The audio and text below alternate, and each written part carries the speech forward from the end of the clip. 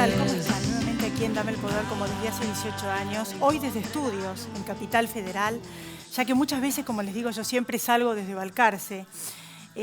Hoy en el interior se siente distinto. Les quería comentar el tema de este desastre económico que estamos viviendo debido a la larguísima cuarentena del año pasado y la pandemia, en este contexto de pandemia.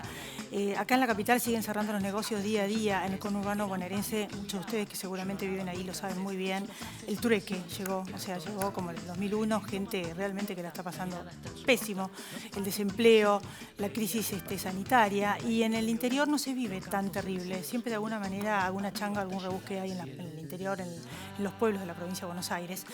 Pero les quiero hacer un breve comentario. Hoy vienen dos prestigiosísimos invitados, Augusto Darget, economista, y el ex miembro de la magistratura y abogado Alejandro Fargosi, el doctor Alejandro Fargosi.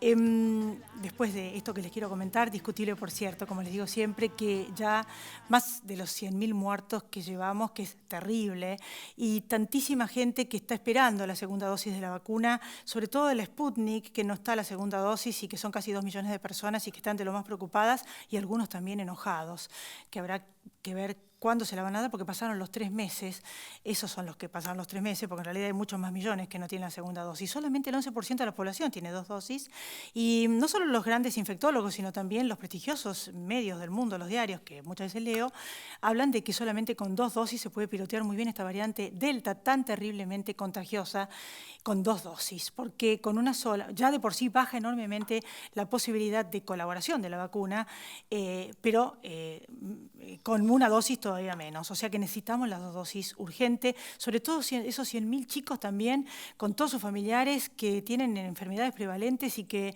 yo me pregunto, seguramente muchos políticos y funcionarios no deben tener ningún hijito enfermo o quizás con alguna discapacidad.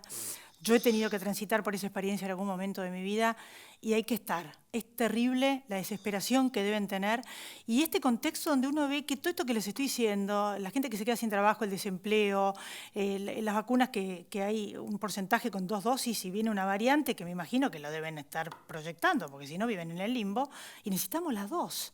Y los políticos están en cualquiera, están en que a ver cómo salen antes de la cárcel, por estos días va a salir seguramente Vudú, o cómo zafan del tema de los juicios por corrupción, o sea, en cualquiera. En realidad hay cientos de miles de personas que día a día se quedan sin trabajo. 1.700.000 argentinos se cayeron de la clase media. O sea, imagínense, esto es un informe que está basado en un informe que salió de acá de la Argentina, pero que lo hizo el Banco Mundial, así que es información fidedigna. Los chicos que se van, las empresas que cierran y no hay interesados en comprar, todos estos temas son los que vamos a hablar con los expertos, que les dije que están invitados al programa. Pero fundamentalmente me parece que tienen que salir de esta etapa de solamente pensar en la campaña electoral, las elecciones y lo que les acabo de decir, de ver cómo zafan, porque la gente la está pasando muy, pero muy mal.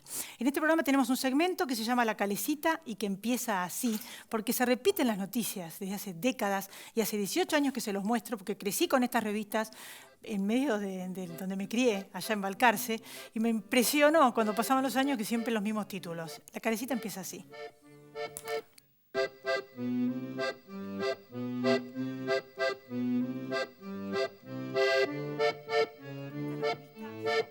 Miren el título, ¿ven que es la revista Somos? Yo trabajaba en esta revista cuando era jovencita, fueron las primeras veces que fui cronista. Gasto contra eficiencia, no se puede creer, ¿no? Se quejaban de la cantidad de empleados estatales.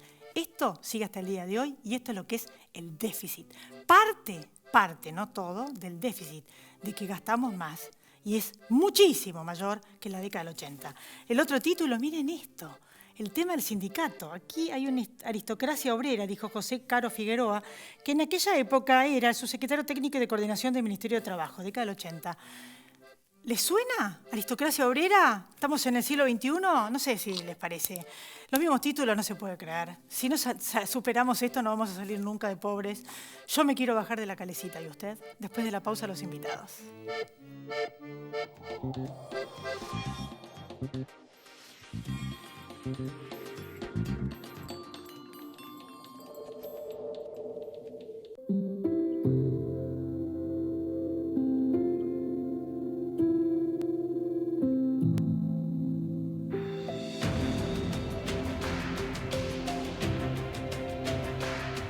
No dejemos de cuidarnos. Usemos siempre tapaboca. Mantengamos distancia. Elijamos espacios abiertos. Ventilemos lugares cerrados. Para más información, entra a buenosaires.gov.ar/coronavirus. Cuidarte es cuidarnos. Buenos Aires Ciudad. Aquí estamos. Gracias por estar, Alejandro Fargosi y Augusto Arget. Sí, ¿qué tal? No sé ¿Cómo si estás? escucha. ¿Cómo estás? Bueno, lo primero que te quería consultar, muchísimas gracias por Bueno. estar, es ¿qué posibilidades hay de que algunas personas, con todo esto que siempre digo, que se limitaron mucho nuestros derechos, de esto que conté y otros tantos más de circulación, que ahora, no, por ejemplo, por esto de que no les llega la segunda dosis en tiempo y forma, o porque se cercenó el derecho a la libre circulación por falta de política de Estado en muchas oportunidades, pueda llegar a hacer una acción legal? Porque yo conozco gente muy enojada que me dice que no tiene la segunda dosis y si le llega a pasar algo, va a evaluar a ver qué va a hacer.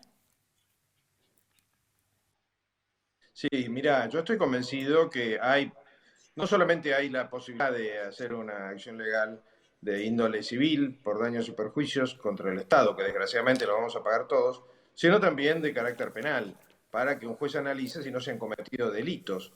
Vos fíjate, Elizabeth, que estamos en una situación un tanto macabra, y se está analizando el incumplimiento a los deberes médicos que se le imputan a los médicos de Maradona, que era una persona, y no se está analizando lo que afecta a 44 millones y mató 100.000 o 20.000 o 30.000 o lo que fuese que correspondan a la impericia y a la negligencia que pueda haber ocurrido. Yo no sé si ocurrió o no, lo que digo es, hay que investigarla, y esto de las segundas dosis es una ofensa, porque no solamente es la bendita vacuna Sputnik que nos encierra dentro de la Argentina, porque no se puede viajar a ningún lado con esa cosa, sino que encima, y viajar es un derecho nuestro, de cada individuo, sino que encima nos prometieron una segunda dosis que no viene. Con lo cual, espero que la justicia se ponga los pantalones largos de una buena vez. Este tipo de cosas existen porque nunca hay sanciones. La Argentina es un país de una impunidad de galope. Impresionante.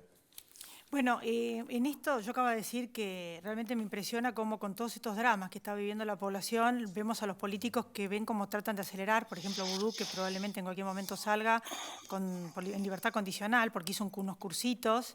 ¿Qué opinas de eso? Mira, es importante explicar para los que no son abogados cuál es el motivo de estos cursitos. Hay mucha gente que termina presa por cometer delitos de distinto grado de gravedad y que no ha recibido prácticamente ninguna instrucción. Entonces, de lo que se trata en estos cursos es de darles la capacidad, darles las herramientas para ganarse la vida legalmente. Ahora, un licenciado en economía no necesita hacer un curso de corte y confección para ganarse la vida legalmente. Lo que tiene que hacer para ganarse la vida legalmente es ser decente. Entonces, la pregunta del millón es, para todos estos personajes que tienen títulos universitarios, terciarios, ¿esos cursos se pueden considerar como algo que los va a reinsertar en la sociedad o no? Yo tengo clarísimo que la respuesta es no.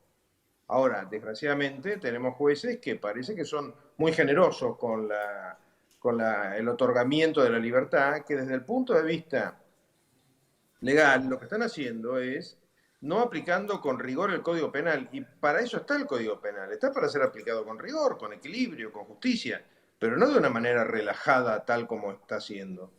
¿Cómo ves el tema de la justicia, vos que formás parte, ya que sos abogado, pero fuiste miembro de la Consejo de la Magistratura y has tenido experiencia de, en este momento, cómo se va a plantar frente a esta arremetida para tratar de que se caigan causas y que salgan antes de la cárcel y demás? Mira, la justicia tiene el Poder Judicial, el sistema judicial, porque también los fiscales tienen que ser en esto. El sistema judicial argentino tiene una característica curiosísima. La mayoría de los jueces y fiscales son buenos jueces y buenos fiscales. Ahora, el conjunto funciona pésimo. Esto tiene causas, digamos así, estructurales, que sería largo de analizar acá, pero sobre todo tiene una causa muy concreta, y es que los jueces que vemos en la televisión, los jueces federales en lo penal, en lo criminal y correccional federal, son demasiado pocos. Por eso son muchos los que creemos que hay que llevar de esos 12 juzgados, hay que llevarlos a 30, 40, 50, para diluir el poder que tiene cada uno de ellos. Son demasiado pocos y están demasiado politizados. ¿Por qué están politizados? Porque el Consejo de la Magistratura está politizado. ¿Y por qué está politizado el Consejo de la Magistratura? Porque acá es muy fácil ver dónde está la causa de todo. El Consejo de la Magistratura fue modificado en su organización por una ley ¿de quién? ¿De quién puede ser? De Cristina Kirchner, que domina increíblemente la política argentina desde el año 2003, y no ha sido invalidado por la Corte, que tiene desde hace varios años una sentencia de la Cámara de Apelaciones que declara inconstitucional al Consejo, tal como está organizado, y la Corte está mirando para otro lado. La solución está en manos de la Corte, y la Corte no la adopta. ¿Vos creés que Es si llega a así de ganar, fácil. La vos creés que responsabilidad está si encima. llega a ganar este gobierno en las legislativas puede tomar mayor control de los distintos resortes de la justicia, ya que si llega a tener mayoría en diputados también, que no la tiene en este momento, ya tendría un poder sobre el poder legislativo mayor del que tiene ahora y quizás podrían intentar Sí, avanzar sobre la justicia también? sí, estoy convencido por varias razones. Primero, pensá que sin tener mayoría propia, sin poder hacer todo lo que quieren, ya hacen un montón, porque los jueces se asustan. Nuestros jueces tienen una vara de miedo demasiado baja, pero bueno, es un tema que cuando quieras podemos analizar, tiene sus causas, y no tiene justificación, ¿eh? Un juez no tiene derecho a tener miedo. Siempre digo lo mismo, los soldados, los policías y los jueces tienen prohibido tener miedo. Lo tienen prohibido por ley, o sea, no pueden. Y Ahora, ahora los arrepentidos, tal como está la Alejandro, cosa, agregale los arrepentidos. claro, exactamente. Entonces, el riesgo que hay para que la impunidad sea absoluta es inmensa. Y además, hay otro motivo que me lleva a esto, a esta conclusión, y es que el kirchnerismo es de una sinceridad tan increíble que hay muchos que no se dan cuenta.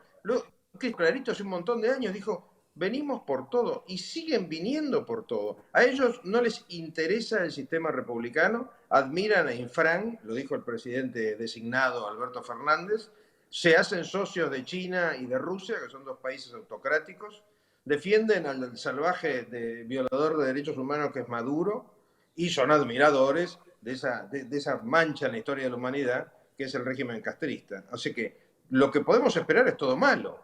Desgraciadamente la oposición está en otra cosa. Yo no entiendo, honestamente no entiendo la oposición.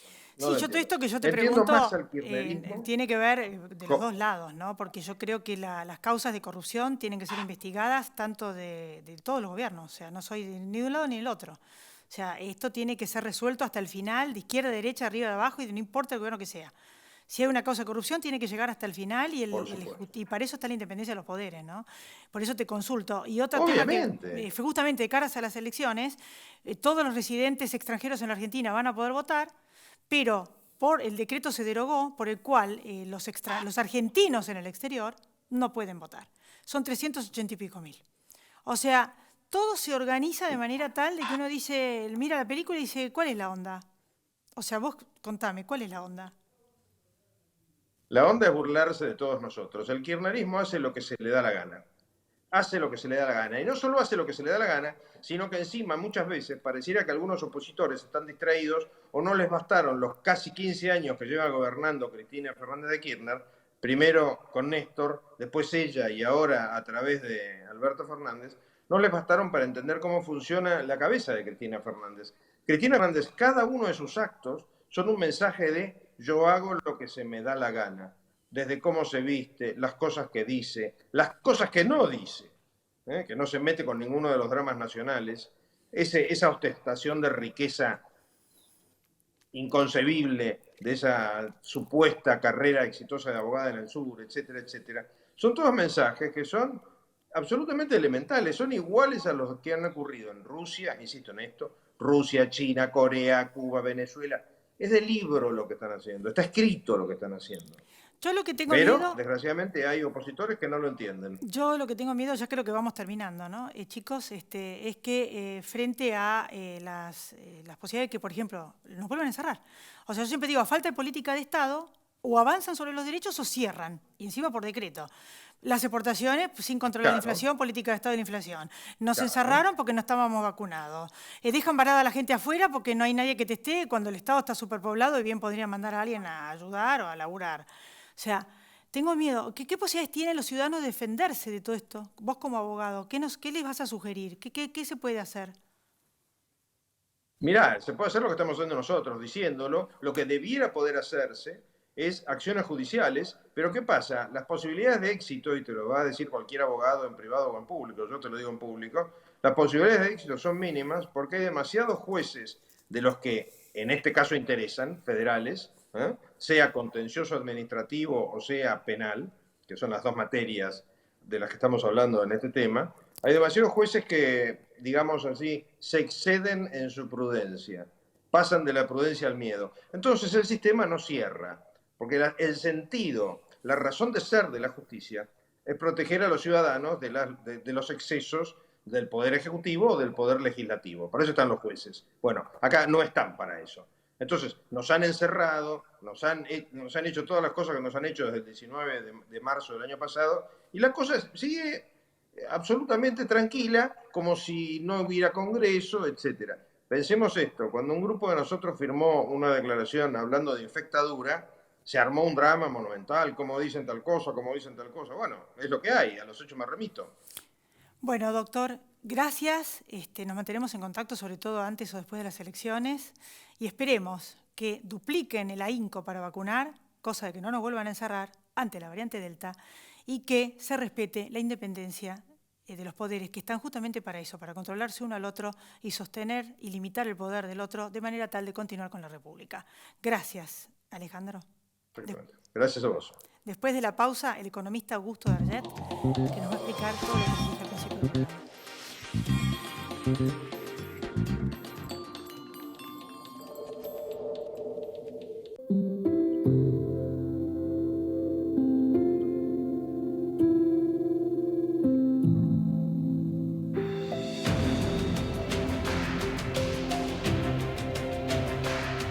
No dejemos de cuidarnos. Usemos siempre tapaboca. Mantengamos distancia. Elijamos espacios abiertos. Ventilemos lugares cerrados. Para más información, entra a buenosaires.gov.ar/coronavirus. Cuidarte es cuidarnos. Buenos Aires Ciudad.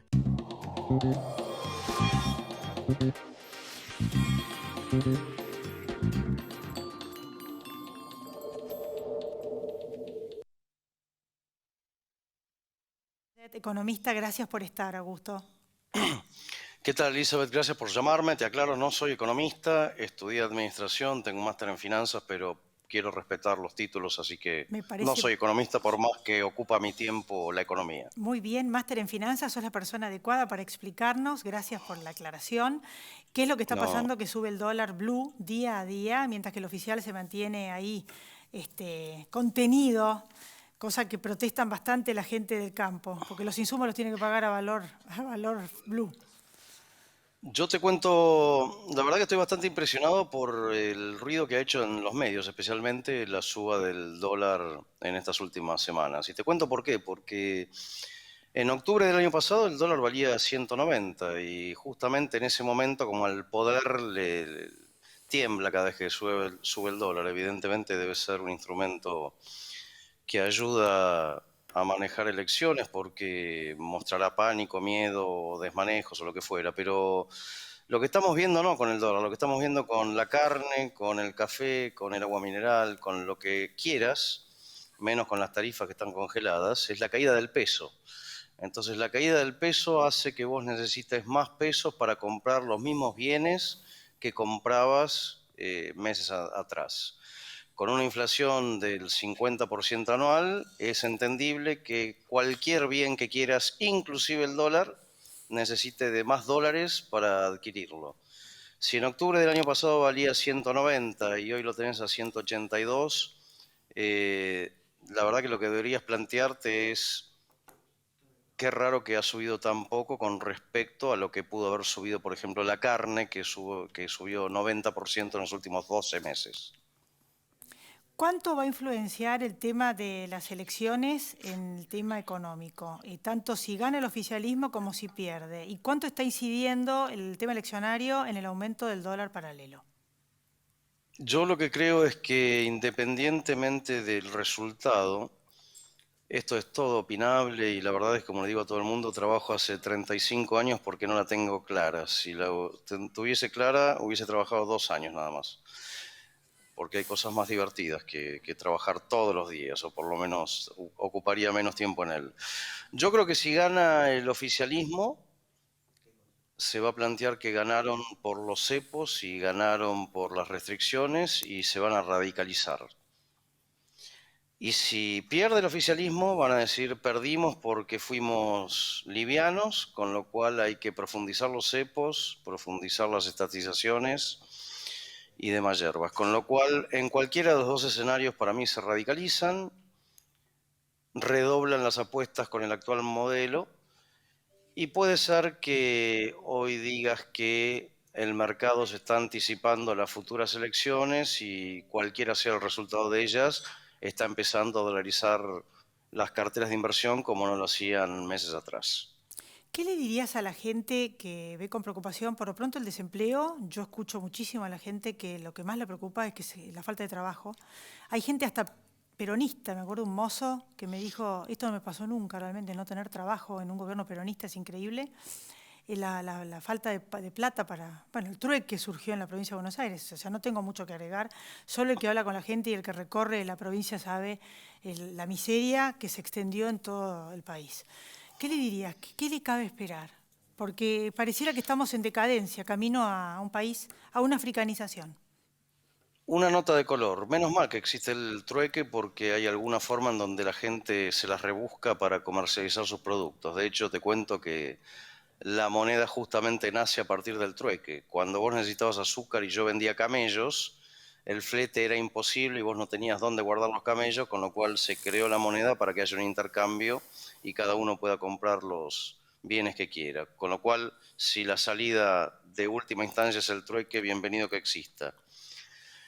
Yo creo que el problema principal que tiene este gobierno es su falta de credibilidad. Entonces yo creo que si a vos te cambian el gabinete o te anuncian nuevas medidas, es poco probable que seas creíbles. Y ahí estás en problemas porque lo importante, lo más importante de un plan económico es la credibilidad, es la confianza del ciudadano hacia las nuevas medidas que escucha. El problema que tiene el ciudadano es el mismo que tienen las empresas. No quieren invertir, tienen prohibido pagar dividendos, tienen prohibido mandar dólares al exterior.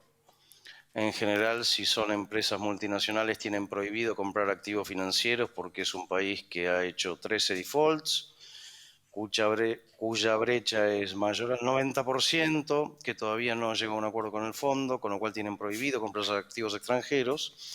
Y te diría que ese es el motivo por el cual no ves una caída de los depósitos importante, porque continuamente las empresas no tienen otra alternativa que renovar sus plazos fijos porque tienen cepos por todos lados. Yo diría que vienen tiempos duros y que la educación financiera es importantísima en este contexto, que es más importante aprovechar y estudiar qué activos les puede dar cobertura contra la inflación antes que renovar un plazo fijo a tasas negativas. Recordemos que hoy los bancos pagan 35% anual cuando la inflación será del 50%, con lo cual es una invitación a perder poder adquisitivo continuamente. A falta de inversión y empresas que se venden y no hay quien las quiera reemplazar, ¿quién ocupa ese lugar? Yo siempre digo, los lugares que no se ocupan, alguien los ocupa. O sea, si la inversión genuina privada no está queriendo llegar al país, ¿de dónde van a sacar la plata, además de la emisión, o qué van a aumentar impuestos? ¿Qué es lo que pensás? Todos los economistas y todos los que se especializan en distintas áreas te dicen distintas versiones. Algunos dicen que pueden llegar a querer subir más impuestos. Bueno, deuda no vamos a poder tomar más. ¿De dónde va a salir la plata? ¿O va a venir plata de oscura, de lavado de dinero, no sé, de la corrupción, qué sé yo? Alguien va a ocupar el lugar. ¿Vos quién crees que va a ocupar el lugar para solventar este gasto enorme del Estado, cada vez mayor? Desconozco quién va a ocupar el lugar.